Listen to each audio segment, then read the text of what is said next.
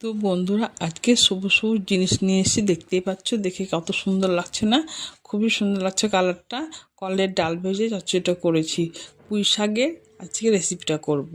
তো বাড়িতে সেরকম সবজি নেই, শুধু শাকটাই আছে। শুধু শাকটাই করে, প্লেন শাকটাই করে, তার জন্য কি লাগবে দেখো। এই যে একটু নিয়েছি কলাইয়ের ডাল, ভাজা কলাইয়ের ডাল, আর হচ্ছে শুধু কাঁচা লঙ্কা, এটা দিয়েই করব। আর বাড়িতে কুমড়ো নেই, কোনো সবজি নেই।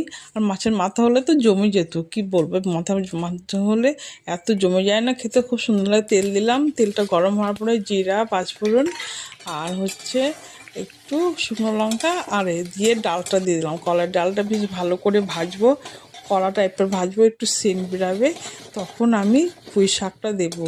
পুঁই শাকটা খেতেও সুন্দর, আবার দেখতে পাচ্ছি কি সুন্দর কচি কচি শাক, একদম কচি কচি শাক। কাটতেও খুব মজা লাগছিল, আর দেখছি রান্না করছি খুব মজা লাগছে। কালারটা এত ফাইন লাগছে। দিয়ে দিলাম লবণ, হলুদ দিয়ে দিলাম, দেওয়ার পরে কাঁচা লঙ্কাটা দিয়ে দিলাম, দেখতেই পাচ্ছ।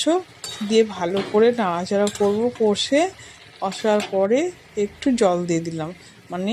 এখন তো জমির ডাঁটা চালের না, জমির ডাঁটা হলে একটু শক্ত শক্ত থাকবে, ওর জন্য জল দিয়ে একটু সেদ্ধ করে নেবো ভালো করে, তাহলে কচকচ করবে না। একটু জল দিলাম, দিয়ে ঢাকা দিয়ে দেবো। এবার ঢাকাটা দিয়ে দিলাম, ঢাকনাটা খুলে দেখতেই পাচ্ছ ফুটে গেছে, আর খুব সুন্দর কালারটা হয়েছে, এত সুন্দর হয়েছে।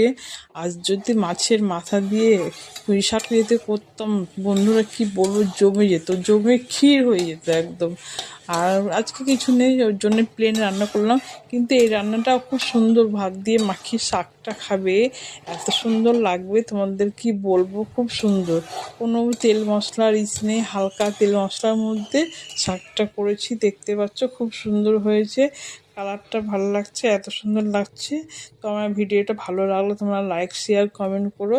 আর ইউটিউব থেকে দেখলে আমার পেজটা অবশ্যই তোমরা ফলো করে দিও। একবার রেসিপিটা ট্রাই করে তোমরা অবশ্যই দেখবে, ভাজা কলার ডাল দিয়ে পুঁই শাক রেসিপি। টাটা।